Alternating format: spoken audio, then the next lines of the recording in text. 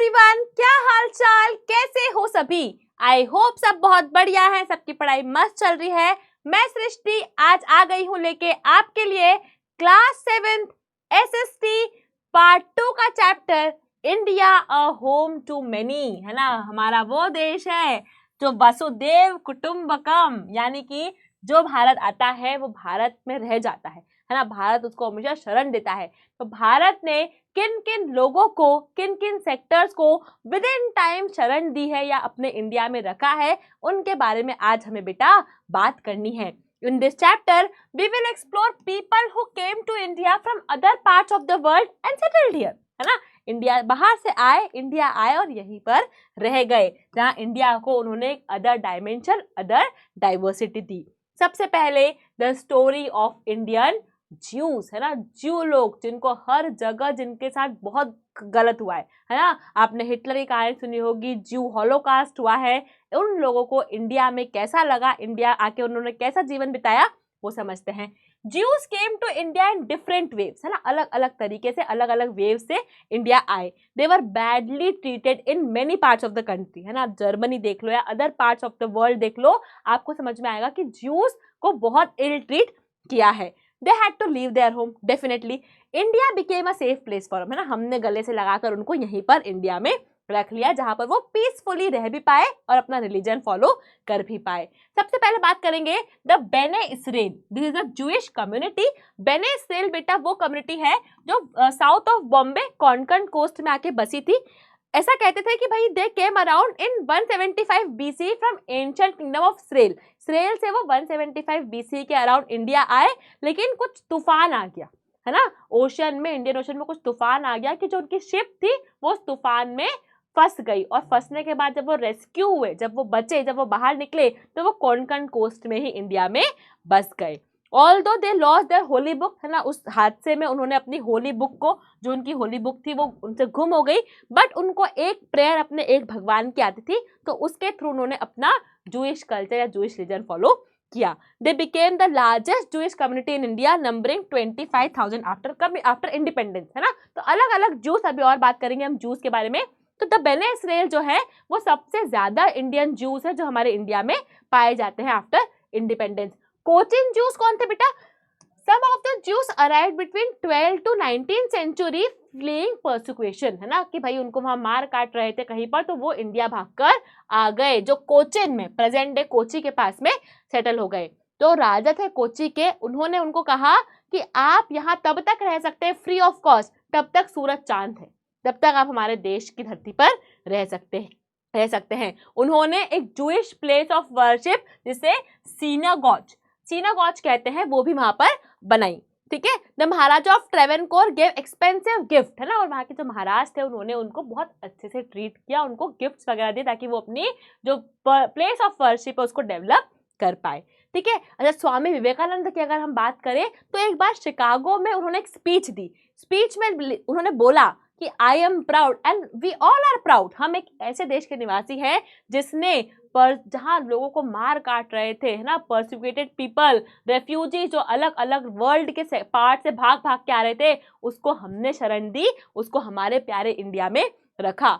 India mentioned India gave refuge to Israelites when their holy temple was destroyed by the Roman tyranny, है ना। जब Roman लोगों ने Israel में धमाका मचाया, उनके टेम्पल्स वगैरह को तोड़ा, भारत ने उनको शरण दी। He also mentioned India sheltered the Zoroastrian nation। अब Zoroastrian nation क्या है, पारसी लोग कौन होते हैं, इन द कमिंग स्लाइड्स हम लोग समझने वाले हैं। द साइरैक क्रिश्चियन कम्युनिटी, सबसे पहले हमने पढ़ी Jewish community, now the Syriac Christian community. From the 4th century CE, some Christian groups who used the ancient Syriac language in worship faced difficulty in West Asia. तो waste Asia में कुछ Christian लोग थे जो साइरैक language बोलते थे, उनको कुछ दिक्कतें होने लगी। Under Roman empire they were treated as heretics. Heretics कौन होते हैं? वो लोग जो डोमिनेंट व्यू से अलग चल रहे हैं, ना। रोमन एम्पायर ने बोला कि क्रिश्चियनिटी खराब है, लेकिन अगर ये लोग बोल रहे नहीं हम तो क्रिश्चियन ही रहेंगे, तो रोमन एम्पायर ने वो क्या बोलते हैं, तो देशद्रोही है, ये तो हेरेटिक्स है। Persian empire face prosecution, Persian empire में उनको प्रोसिक्यूशन मतलब उनको मार रहे हैं, आप या तो कन्वर्ट हो जाओ, है ना, या तो आप रोमन धर्म के हिसाब से चलो, पर्शियन धर्म के साथ चलो, या तो आप इस्लामिक धर्म को अपना लो, या हम आपको मार डालेंगे। ऐसा उनका बिहेवियर वहां होने लगा। और इस कारण से बेटा वो क्या हुए, वहां से निकलकर हमारे इंडिया के मालाबार कोस्ट में, केरला में आकर रहने लगे और वहां पर अपनी वर्शिप करने लगे। In India they are called Syrian Christian and are divided into several sects. They integrated into Indian society while maintaining their tradition. पर इंडिया में कुछ किसी ने किसी को नहीं मारा काटा, है ना, प्यार से हमने उनको रख लिया और वो हमारे ही इंडिया में घुल मिल गए। The legend of the Parsi wise man milk and sugar, एक बहुत प्यारी कहानी है, आओ सुनते हैं। Parsi are very sweet people, है ना, पारसी लोग बहुत बहुत बहुत स्वीट से लोग होते हैं। तो Parsis are the followers of Zoroastrianism, one of the world's oldest religion. तो पारसी लोग जो लोग ज़ोराएस्ट्रियनिज्म धर्म का पालन करते हैं उन्हें बोलते हैं पारसी। ठीक है, फारसी या पारसी, गुजरात वाले एरिया में आपको बहुत ज्यादा पारसी लोग देखने को मिलेंगे। Zoroastrianism was founded by prophet Zarathustra in central Asia. ठीक है, तो जो धर्म है ज़ोराएस्ट्रियनिज्म, उसके जो फाउंडर है वो थे ज़ैरथुस्त्रा। ठीक है, इन्होंने सेंट्रल एशिया में धर्म को फाइंड किया था। इनका मतलब था कि आप एक भगवान जो अहूरा है ना, अहूरा मजदा, एक भगवान की हम पूजा करेंगे। Choosing good over evil is a important aspect of faith, है ना, जैसे हमारे दशहरे पे हम बोलते हैं कि बुराई पर अच्छाई की जीत, उस तरह का इनका भी फेथ था। अभी आपको देखने को मिलेगा पारसी और हम में काफी ज्यादा सिमिलैरिटी भी थी, है ना, पारसी और हिंदू धर्म में कुछ सिमिलैरिटीज भी देखने को मिलेगी। पारसी जब इंडिया आए बेटा, कब आए इंडिया, जब इनको ईरान में, है ना, पर्शिया जो आज का ईरान है, वहां पर इनको परसिक्यूट यानी कि मारा जा रहा था। Zoroastrianism was the state religion of Sassanid empire. After the empire fell into Arab forces, Zoroastrianism faced force conversion. क्या हुआ भैया कि ज़ोराएस्ट्रियनिज्म जो था वो सैसनिड एम्पायर का रिलीजन था, है ना, स्टेट रिलीजन था, और वहीं ये लोग रहते थे। बट आफ्टर सैसनिड एम्पायर डिक्लाइन, जब एम्पायर खत्म हो गया तो वहां पर मुस्लिम लोग आ गए और उन्होंने बोला या तो मुस्लिम में कन्वर्ट हो जाओ, या हमको टैक्स भरो, जजिया टैक्स दो, या हम तुम्हारे टेम्पल तोड़ेंगे, या हम तुम्हें मारेंगे, है ना, हम मतलब तुम्हारा जीना बर्बाद कर देंगे। ऐसी चीजों को फेस करने के बाद ये लोगों ने क्या करा बेटा, ये लोग भाग कर आए और इंडिया में गुजरात वाले एरिया में 8वीं 10वीं शताब्दी में आकर बस गए। उस समय क्या हुआ कि जब पारसी इंडिया आए ना, तो गुजरात के राजा भी बहुत चतुर थे। तो कहानी क्या थी कि राजा जदी राणा, है ना, ये संजन कोसल गुजरात के राजा थे। तो जब पारसी आए इंडिया गुजरात में तो उन्होंने बोला हमें यहाँ रहने दो।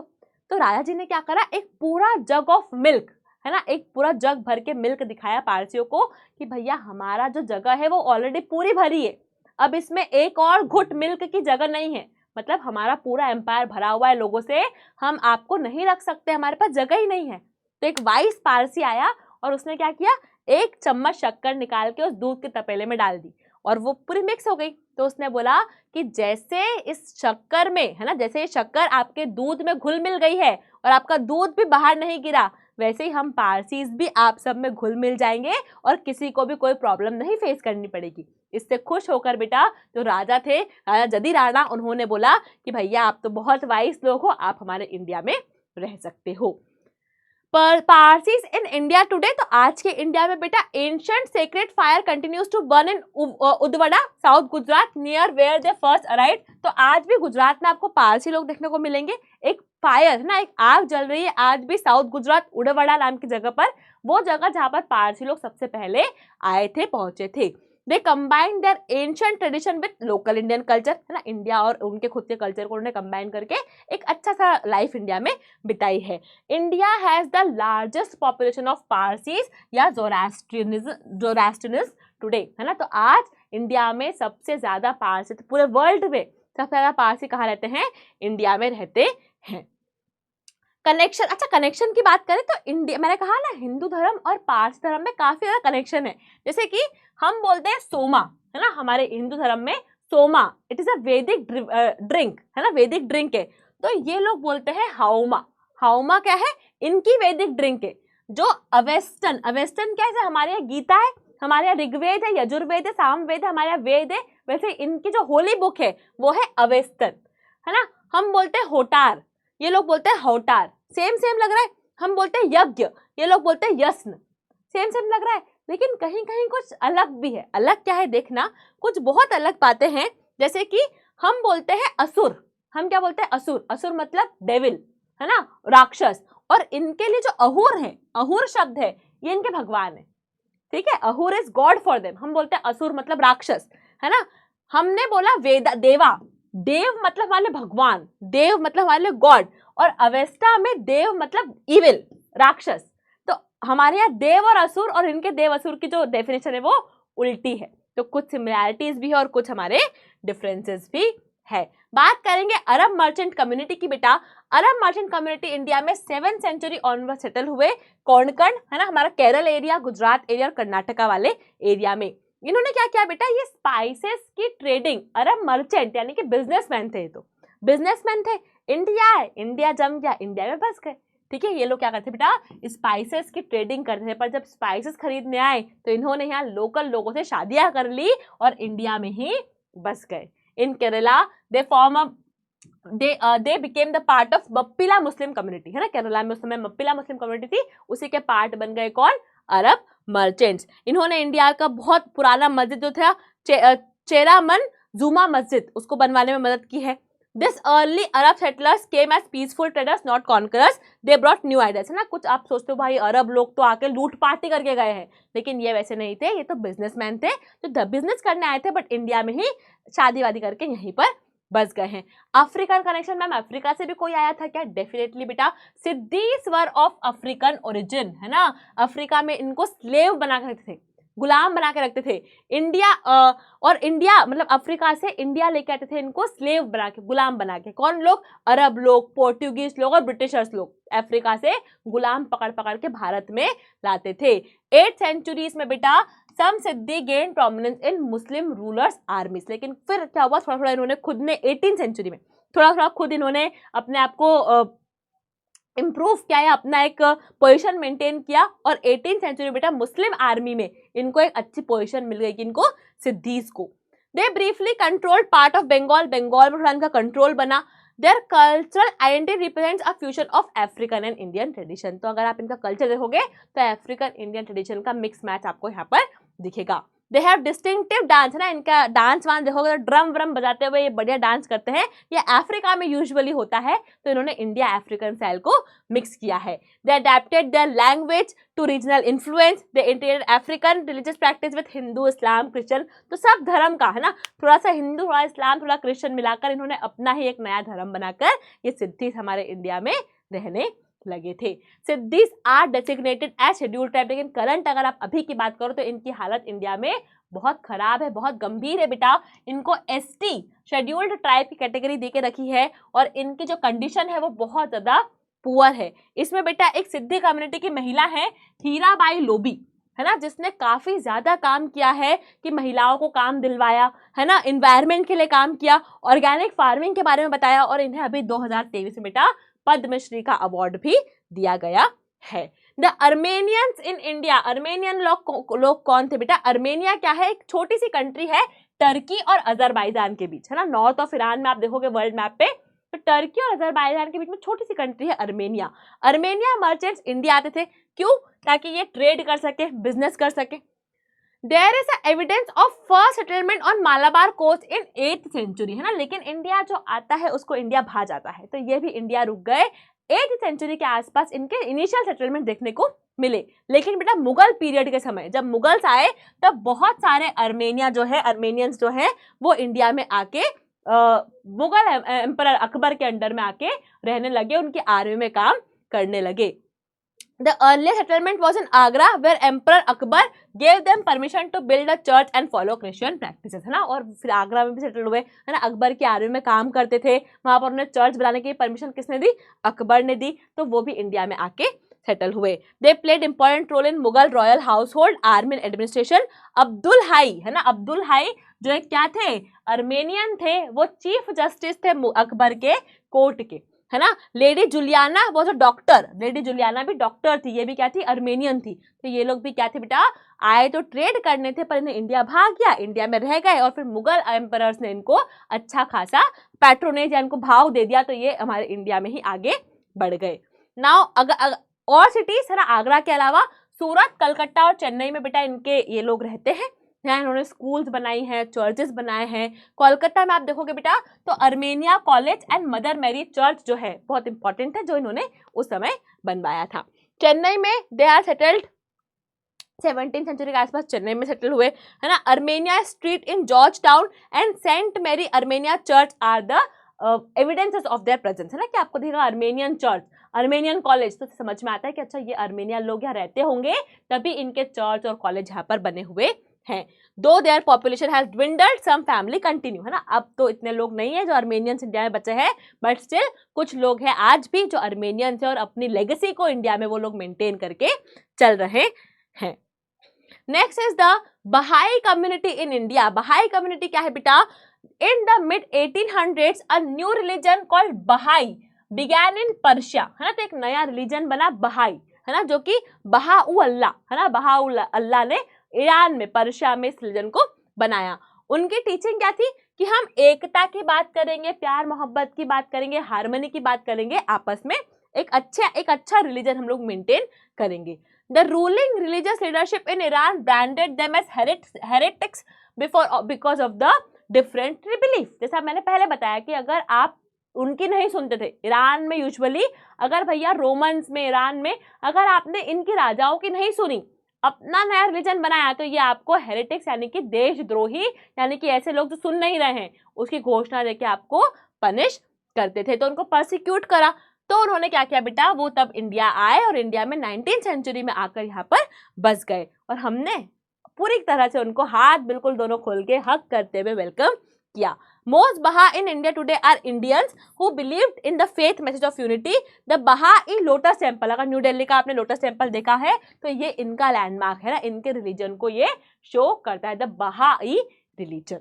ठीक है। The good Maharaja and the Polish children, again a कहानी, the good Maharaja and the Polish children.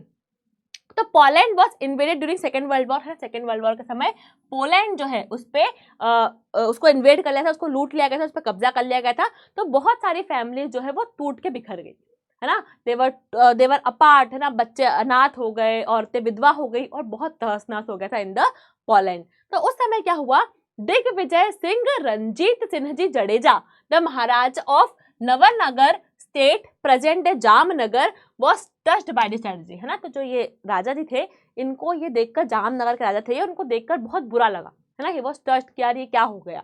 तो he mobilize the Red Cross and other organisation to rescue the children and he brought them to Jamnagar. जितने भी अनाथ बच्चे थे वो red church करके organisation को उन्होंने भेजा और बोला रेस्क्यू करके लेके आओ भाई, हम इंडिया में रख लेंगे, है ना, हमारे पास दिल हमारा बहुत बड़ा है, वी विल रेस्क्यू देम, और हम उनको इंडिया में अच्छी जगह, अच्छा खाना और अच्छी केयर देंगे। और 1000 बच्चों को, 1000 पॉलिश बच्चों को बेटा उन्होंने अपना आश्रय दिया 1942 से 46 के बीच में। Several thousand polish refugees were also welcomed, है ना, और उनके साथ साथ बहुत सारे रेफ्यूजीज, बहुत लोगों को इंडिया ने अपनी शरण दी, महाराजा जी ने अपने एरिया में रहने दिया। The children's and others return home safely after the war ended. लेकिन जब वॉर खत्म हुई तो जो बच्चे अपने घर जाना चाहते थे उन्हें वापस भी भेजने की जिम्मेदारी उठाई किसने, राजा जी ने।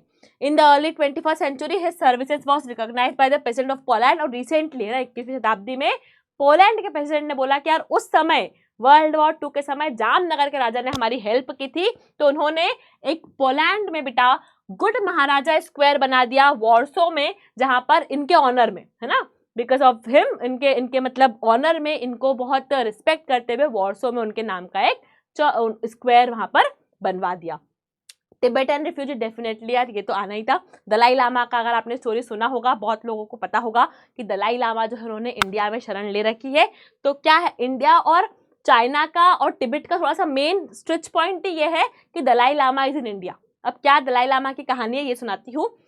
तिब्बत जो हमारे बहुत पास में है ना, हिमालय में है, हिमालयन रेंज में, है ना, इंडिया का नदर्न नेबर है, इट इसको लैंड ऑफ स्नो भी कहते हैं। 7th सेंचुरी में यहाँ पर बेटा बुद्धिज्म बहुत ज्यादा पनप रहा था। बुद्धिज्म इंडिया में बहुत पनपता ही है, जैसा हमने देखा है, और यहाँ पर भी बेटा बुद्धिज्म जो है बहुत ज्यादा फेमस हो रहा था। 12th-13th सेंचुरी में क्या हुआ बेटा, टर्को अफगान इन्वेजन, बख्तियार खिलजी टाइप के लोगों ने क्या किया, नालंदा यूनिवर्सिटी को और बुद्धिस्ट सेंटर्स को इंडिया में तहस नहस कर दिया, जला दिया। ठीक है। तो बहुत सारे जो मॉन्क्स इंडिया में रह रहे थे वो तिब्बत वापस चले गए, और उनके साथ कुछ हमारी संस्कृत की मैन्युस्क्रिप्ट साथ में लेकर गए। ठीक है। From 15th century onwards, Dalai llamas each said to be his predecessors reincarnation assumed greater role। तो 15th century में क्या हुआ, दलाई लामा क्या है कि एक इनका इंपॉर्टेंट पर्सन है जो इनके लिए भगवान है ना, वही हेड है, वही रूलर है, वही राजा है और सब कुछ दलाई लामा ही है ना। और दलाई ऐसा मानते हैं कि भाई ये दलाई लामा है, इनके डेथ के बाद जो दलाई लामा बनेगा उनमें इनकी आत्मा है ना, फिर दलाई लामा बनेगा उनमें इनकी आत्मा है ना, और वो सब बुद्धा के भेजे हुए बंदे हैं। तो दलाई लामा बहुत इंपॉर्टेंट हो गए कहाँ पर, तिब्बत में। अब क्या हुआ, जब 1950 से बेटा पीपल रिपब्लिक ऑफ चाइना आया है ना, जब पीपल रिपब्लिक ऑफ चाइना जो है तिब्बत पे कंट्रोल करने लगा, तो इन्होंने भैया कहा कि दलाई लामा वगैरह जो है ये नहीं हो पाएगा, क्योंकि दलाई लामा उस समय एम्परर था है ना, तिब्बत पे रूल कर रहे थे। तो चाइना को ये बात समझ में नहीं आई। तो 1959 में क्या हुआ, लहासा नाम की एक जगह में बेटा बहुत ज्यादा हुड़दंग मच गई है ना, चाइनीज लोग और इनके बीच में आपस में काफी ज्यादा हुड़दंग मच गई, और 14th दलाई लामा थे उनके, वो भाग के इंडिया में आ गए और इंडिया ने उनको शरण दे दी। और वो हमसे, चाइना वाले यही चाहते हैं कि हम उनको दलाई लामा दे दें तो वो हमसे रिलेशन अच्छे मेंटेन कर लेंगे, but Dalai Lama is safely अभी वो इंडिया में धर्मशाला में आराम से रह रहे हैं। तो हमने इंडिया में उनको शरण दी, धर्मशाला में वो रह रहे हैं, आराम से वो रह रहे हैं। तो ऐसे करके तिब्बत लोगों को भी, तिब्बतियंस को भी इंडिया ने क्या दिया है बेटा, रेफ्यूजी दिया है, मतलब इंडिया ने उनको क्या दिया है, शरण दिया है। दलाई लामा जो है बेटा 4 चीजों की बात करते हैं। पहला, प्रमोशन ऑफ ह्यूमन वैल्यूज, कि आप फॉरगिवनेस रखो है ना, आप बड़ा दिल रखो, माफ करो। रिलीजियस हार्मनी है ना, एक दूसरे से धर्म के नाम पे लड़ाई मत करो, सब प्यार से रिलीजियस हार्मनी मेंटेन करो। टिबेटियन कल्चर को प्रिजर्व करके रखो, और इंडियन सिविलाइजेशन पर्टिकुलरली करुणा और अहिंसा है ना, नॉन वायलेंट जैसी हैबिट्स को आप क्या करो, परसुएट करो, इनको फॉलो करो। ठीक है। रिहैबिलिटेशन ऑफ टिबेटन रिफ्यूजी, तो इंडियन गवर्नमेंट ने भैया टिबेटन जितने भी रिफ्यूजीज थे दलाई लामा के साथ जो आए सबको रिहैबिलिटेट किया, उनको एजुकेशन दिया, उनके लिए बहुत सारे सेटलमेंट्स बनवाए है ना। आज आप इंडिया में जाओगे पर्टिकुलरली धर्मशाला वाले एरिया में, तो आपको काफी सारे टिबेटियन मॉन्क्स और काफी सारे बुद्धिस्ट मोनास्ट्रीज देखने को मिलेंगे। तो we have done that for them. ठीक है। Many Tibetan monasteries were established particularly in Karnataka में भी बहुत सारी मोनास्ट्रीज देखने को मिलेगी है ना। टिबेटियन बुद्धिज्म के लिए हमने जगह बनाई, बहुत सारे एनजीओ ने उनको सपोर्ट करा, और विद टाइम ये हमारे देश का ही एक पार्ट बन गए। Tibetan medicine Sowa Rigpa, Tibetans started propagating their traditional medicine system called Sowa Rigpa, also art of healing, soon after taking refuge in India। तो सोवा रिगपा क्या है, एक टिबेटियन मेडिसिनल सिस्टम है ना। तो इंडिया जब ये आए तो इन्होंने इसके हीलिंग सिस्टम को इंडिया में शुरू कर दिया। ठीक है, 1959 से ये शुरू कर दिया। It was codified in 8th century by a medical council near Lhasa Tibet. तो लहासा तिब्बत में पनपा था, वहाँ शुरू हुआ था, बट इन्होंने इंडिया में इसको शुरू कर दिया और हमारे आयुर्वेद के प्रिंसिपल के साथ इसको जोड़ दिया। हिमालय रीजन में बहुत सारे मतलब मैं आपको रिसेंटली अपनी फैमिली के भी एक किस्सा बताती हूँ कि मेरी ही मौसी जो है उनके फैमिली में एक पेशेंट थे जिनको बहुत ऐसी बीमारी थी जो क्यूरेबल नहीं है, बट फिर बताया किसी ने कि सोवा रिगपा एक टिबेटियन कल्चर है जहाँ पर वो मेडिसिन देते हैं। तो धर्मशाला जाओ आप और वहाँ से वो मेडिसिन लेकर आओ और आप उनको खिलाना तो वो ठीक होंगी। तो डेफिनेटली उनमें बहुत इंप्रूवमेंट है। ठीक है, तो वो आयुर्वेदा और ये सब मिलाकर वो कुछ मेडिसिन बनाते हैं जो तिब्बत से हमारे इंडिया में आई है और इंडियन चीज़ों को वो ठीक कर रही हैं। ठीक है, in India institution like Men-Tsee Khang in Dharamshala practice this system, it has been integrated with the AYUSH programme. तो इंडियन गवर्नमेंट ने भी इस प्रोग्राम को क्या किया है बेटा, रिकॉग्नाइज किया है। This are some of the refugees, बहुत लोग आए। ठीक है, ये तो कुछ थे, इसके अलावा बहुत लोग इंडिया आए जिन्होंने इंडिया में आके शरण ली है, बट हमने कुछ पॉइंट्स को अभी तक समझा है और हमने पूरे वर्ल्ड को as a family Vasudhaiva Kutumbakam की भावना से अपनाया है। ठीक है, the whole world is the family, Vasudhaiva Kutumbakam की जो हमारी भावना है वो उस समय भी थी, आज भी है, और हमें मेंटेन करना है कि वो आगे भी ऐसी ही रहे, है ना। हमने सर्वे भवन्तु सुखिना, मतलब हर एक व्यक्ति, हर एक क्रिएचर खुश रहे। अतिथि देवो भव, कोई बाहर से आया है वो हमारे अतिथि है, हमने हाथ जोड़ के उनको एक्सेप्ट किया, है ना। The value of compassion, the Karaniya Metta Sutta, Buddha's word on love and kindness express even as a mother protect with her life her only child, so with a boundless heart should one cherish all living beings, radiating kindness and the entire world। से कि mummy अपने बच्चों को प्यार से रखती है ना, वैसे ही हमें हर एक व्यक्ति को प्यार और काइंडनेस से हमारे दिल में, हमारे देश में, हमारे एरिया में जगह देनी चाहिए and this is India for the whole world, है ना। इसीलिए इंडिया जाना जाता है because of the value of Vasudhaiva Kutumbakam, ठीक है।